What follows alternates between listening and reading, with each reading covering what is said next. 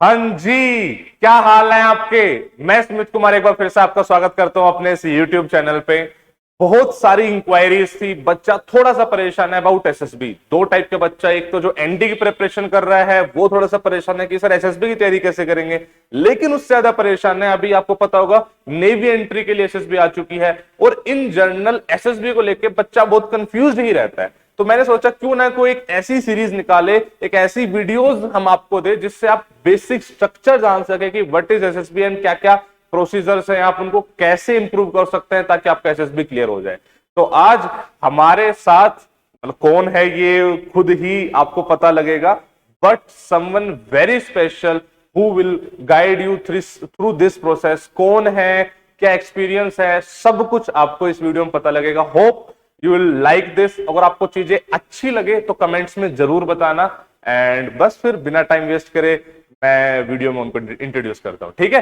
तो best of luck for your SSB process. तो जैसा कि ऑलरेडी मिस्टर सुमित ने आपको बता दिया है कि ये एक छोटी सी जो वीडियो है ये किस बारे में होने वाली है, उस पे आने से पहले first of all I like to congratulate each and every one of you जो भी ये वीडियो देख रहा है। कारण ये कि मोस्ट प्रोबेबली आप एस्पायर हो रहे हो to be an officer in the Indian defence forces, ठीक है। ये one of the world's prestigious forces हैं और ये चॉइस करना या ऐसा सोचना ही अपने आप में आप लोगों को एक बहुत बड़े तबके या एक लॉट से अलग बनाता है, because you have decided to contribute a huge part of your life in directly serving your motherland. तो कॉन्ग्रेचुलेशंस गाइस। ओके, तो व्हाट इज एसएसबी, राइट। किसी भी शॉर्ट फॉर्म को एक्सप्लेन करने के लिए सबसे पहले उसको एक्सपैंड कर देने से ही काफी कुछ समझ में आ जाता है। SSB stands for service selection board, means services में ऑफिसर बनने के लिए टू गेटिंग कमीशन आपको ये एक बोर्ड बैठती है जो एनालाइज करती है कि are you fit for that job और नॉट। इसी को हम एसएसबी कहते हैं।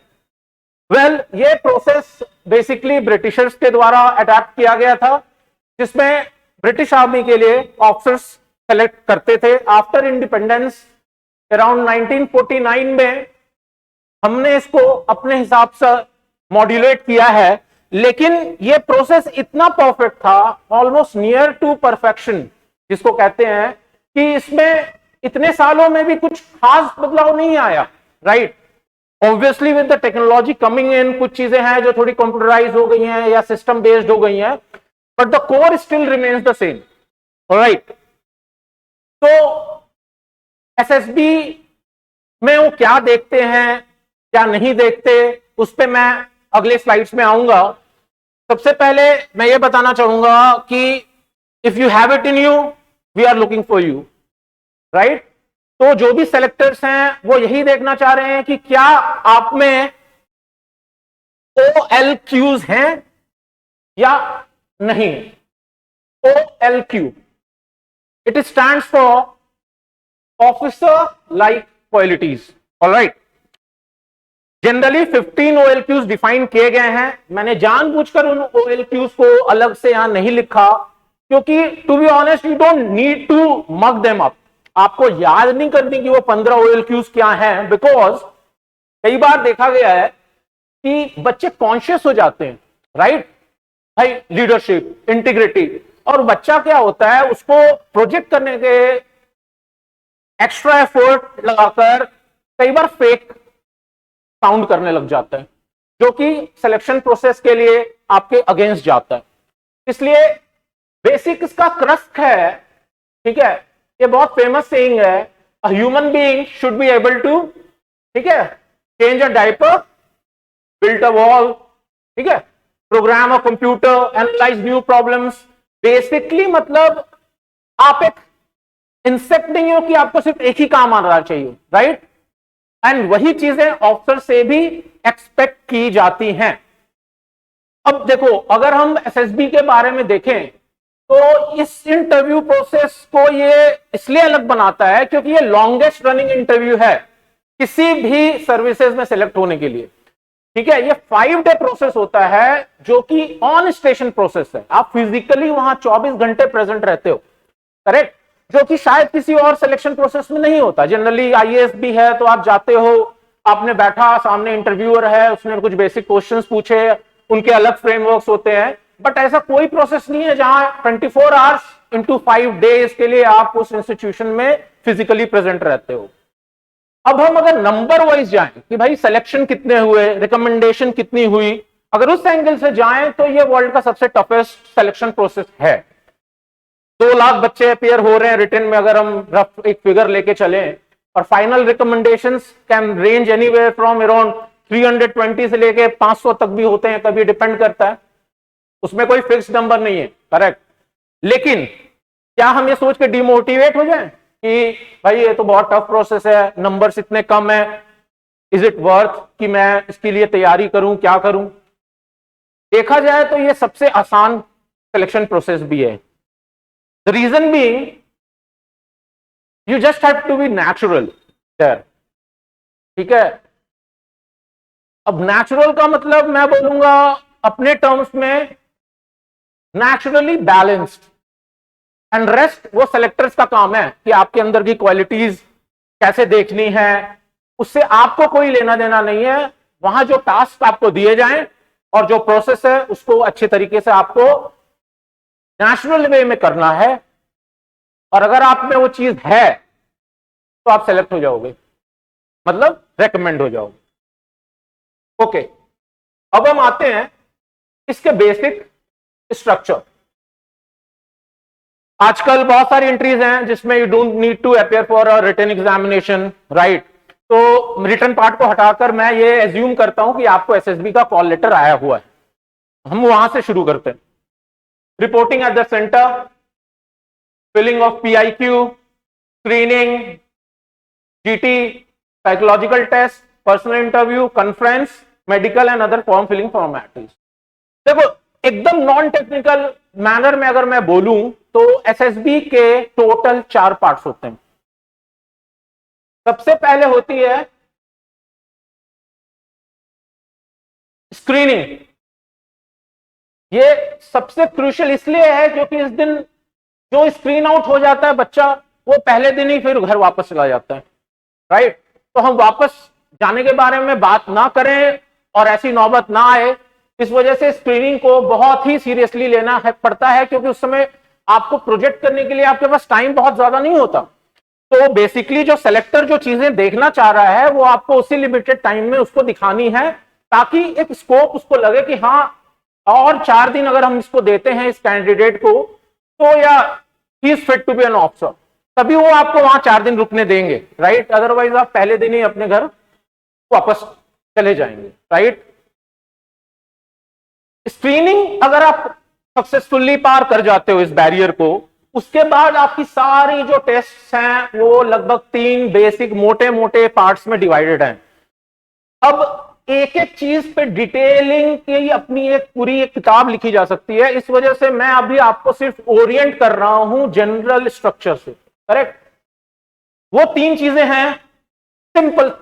भाई साइकोलॉजिकल टेस्ट होंगे कि साइकोलॉजिकली आप अंदर से क्या हो, are you fit to be an officer, कल आपको जो टास्क असाइन होगा क्या आप उसको सक्सेसफुली कर पाओगे, वो जो मेंटल स्ट्रक्चर, मेंटल अप्रोच चाहिए होता है एक पर्सनालिटी में, क्या आप में वो है कि नहीं।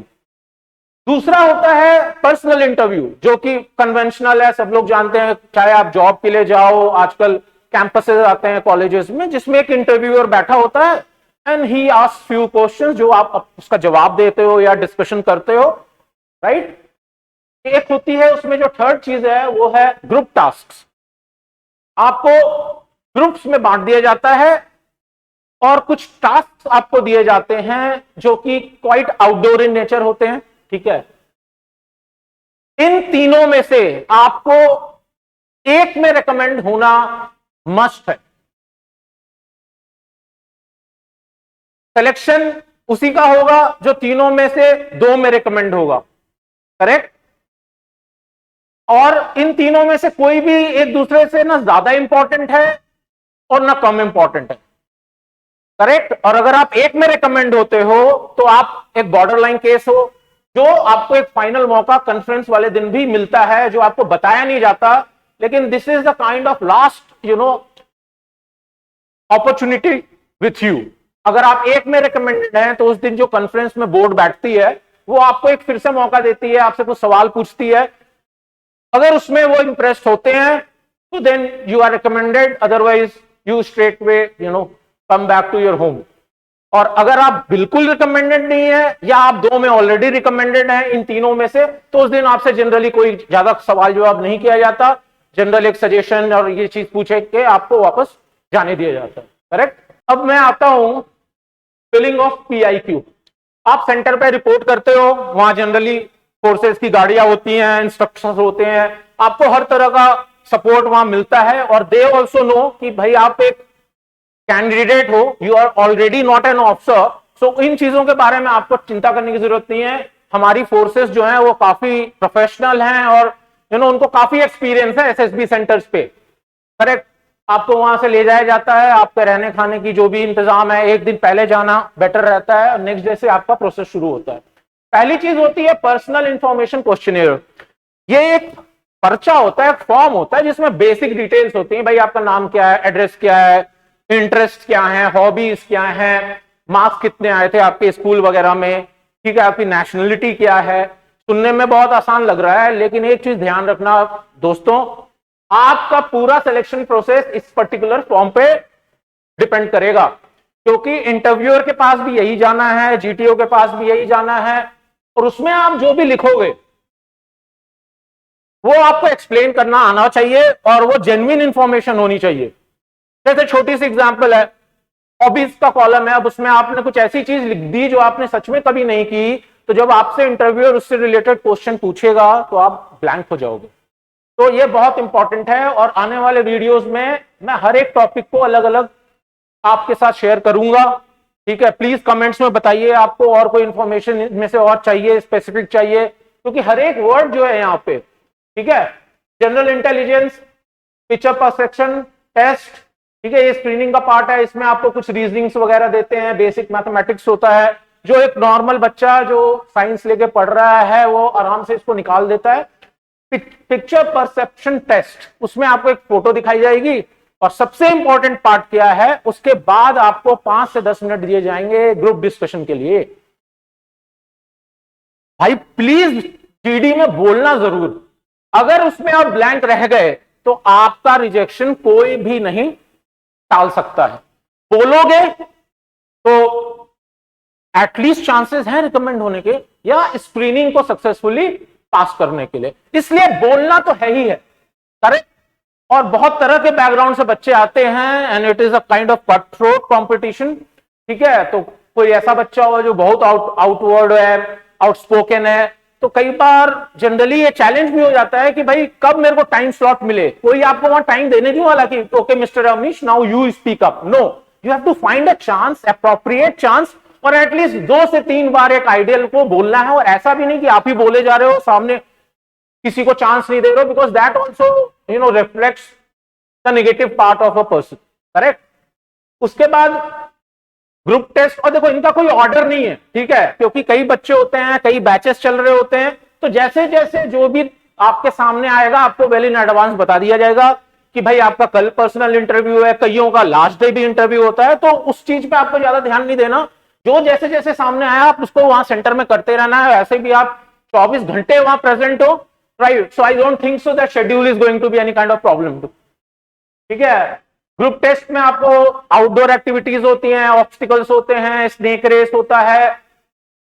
एक बहुत बड़ी एक मिसकंसेप्शन है लोगों के दिमाग में कि फौज में जाने के लिए आपको बहुत एक्स्ट्राऑर्डिनरी फिट होना चाहिए, या भाई आपको 50 किलोमीटर तो दौड़ना ही चाहिए। देखो आप वहां ऑफिसर बनने जा रहे हो, करेक्ट, तो मैं ये सोचता हूं कि एक आम बच्चा जो स्कूल में एक्टिव पार्टिसिपेशन है उसका स्पोर्ट्स में, एक कोई मेजर कोई उसको फिजिकल मेडिकल प्रॉब्लम नहीं है, और वो बहुत ज्यादा काउच ड्रिवन कल्चर से नहीं आता कि दिन भर बैठकर एक नेटफ्लिक्स लगा ली और साथ में एक चिप्स का पैकेट पकड़ लिया, तो उनके लिए कुछ दिक्कत हो सकती है। अदरवाइज एक natural fit person specially young age में कोई दिक्कत नहीं होती है ग्रुप टास्क और ये सब बेसिक ऑब्स्टिकल्स क्लियर करने के लिए, ठीक है।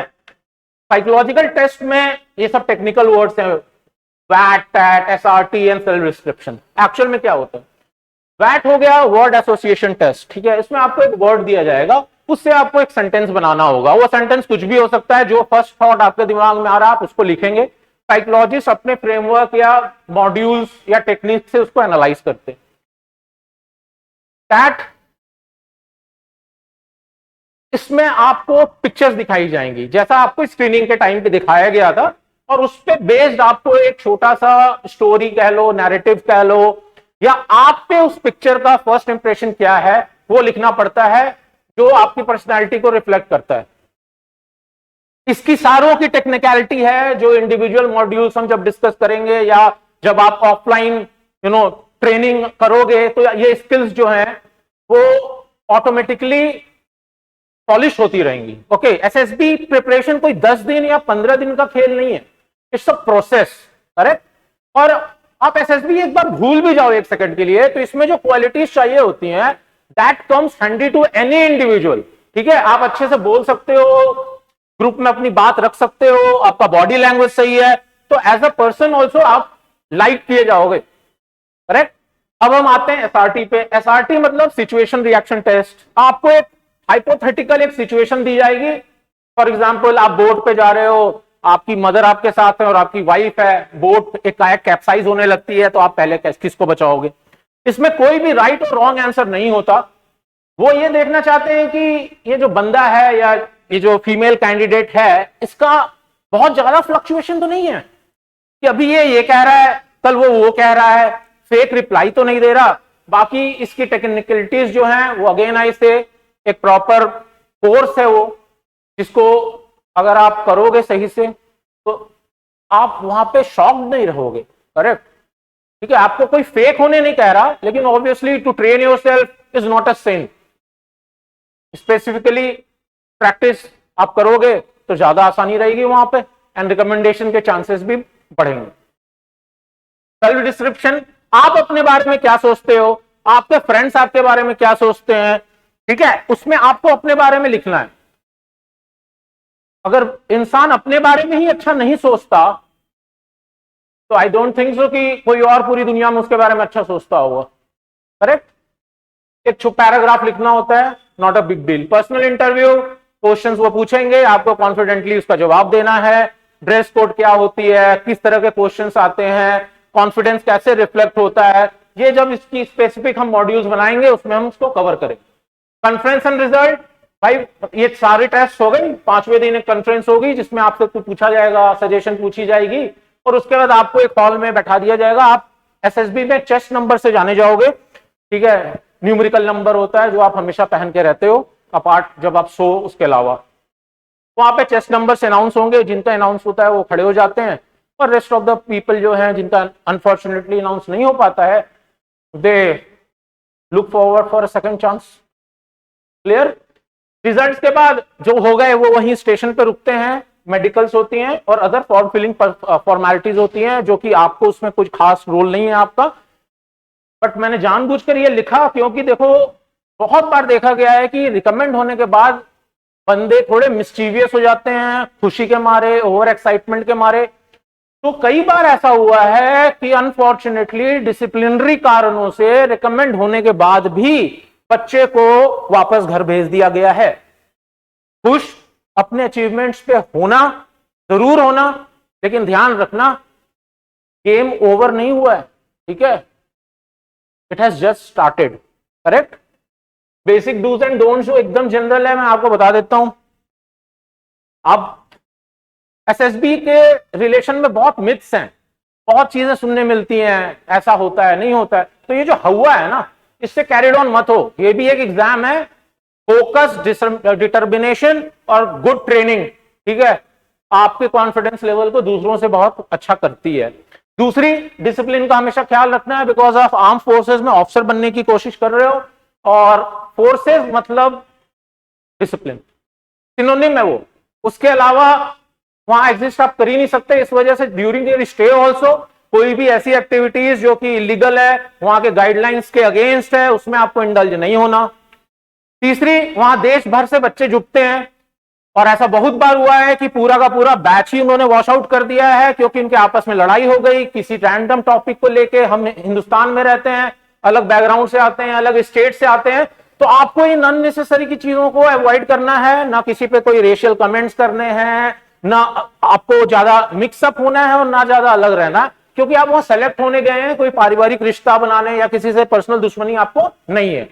ओके, उसके बाद आपको जो लिस्ट दी गई होगी, जो लेटर आएगा, उसमें आपको क्या क्या आर्टिकल्स कैरी करने हैं वो बताया जाएगा। कोशिश करना उसमें जो भी चीजें लिखी हुई हैं उसको आप लेके जाओ और जैसी लिखी हुई वैसे ही लेके जाओ, क्योंकि following instructions also is a very important और critical quality which an officer must have. Okay, तो ये छोटी छोटी चीज भी आपके एक इंप्रेशन, आपका जो एग्जामिनर है या जो एनालाइज कर रहा है आपको, वो सब कुछ ऑब्जर्व करेंगे। ठीक है, क्योंकि भाई action speaks louder than words, correct.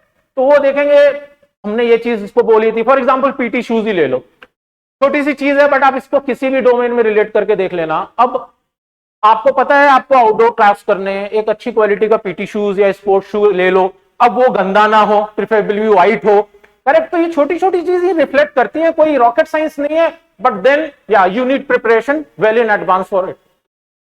Don'ts में जो मैंने ऑलरेडी बता दिया है, एक कहावत है फौज में, religious discussion is always a useless discussion. और पॉलिटिक्स ऑल्सो, आपको फौज में पॉलिटिक्स नहीं करनी, क्योंकि आपको कॉन्स्टिट्यूशन फॉलो करना है और इसी को बचाने की आप ओथ भी लेते हो, करेक्ट। तो इन दो टॉपिक्स पे जनरली किसी भी तरह का डिस्कशन आप अवॉइड करना, क्योंकि कई बार समस्याएं खड़ी होती हैं और अनफॉर्चुनेटली जब वो एक्शन लेते हैं तो पूरे बैच पे एक साथ लेते हैं, correct. Basic precautions, prepare in advance, follow the instructions, इसके अलावा कोई रॉकेट साइंस नहीं है। तो बच्चों देखो, एसएसबी के बारे में जितना एक प्रेजेंटेशन में एक आउटलाइन जिसको कहते हैं बताना था वो मैंने बता दिया। अब आप प्लीज कमेंट करके बताना कि इसमें आपको और स्पेसिफिक किस चीज पे आपको और डिटेलिंग चाहिए, क्योंकि सारी चीजें अपने आप में पूरा डोमेन है, करेक्ट। और it needs separate attention, training, अगर हम जेन्युइनली कॉज को मीट करना चाहते हैं, करेक्ट। तो wish you all the very best. जय हिंद।